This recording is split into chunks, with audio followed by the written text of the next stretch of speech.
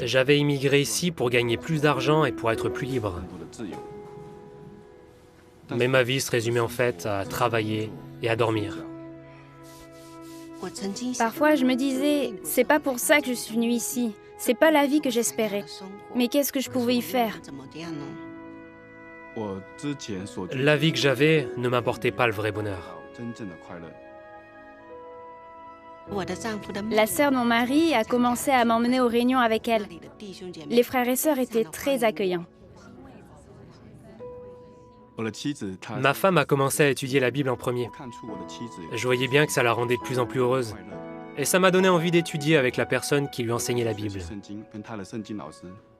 Elle habitait loin de chez nous. Et pourtant, elle n'était jamais en retard. Elle était comme une mère pour nous. Elle nous traitait comme ses enfants.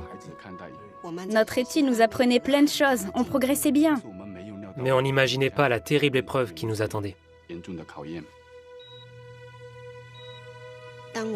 Quand notre deuxième fille est née, le médecin a dit qu'elle avait une maladie cardiaque congénitale.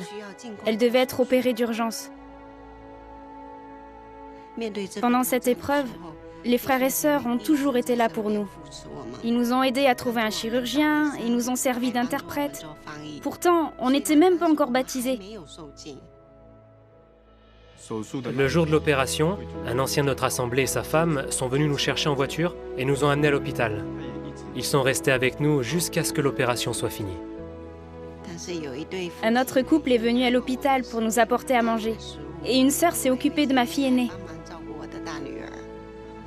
On a vraiment senti l'amour que les frères et sœurs avaient pour nous, comme si on était une famille. Aujourd'hui, on est tous les deux très heureux de servir Jéhovah avec nos deux filles.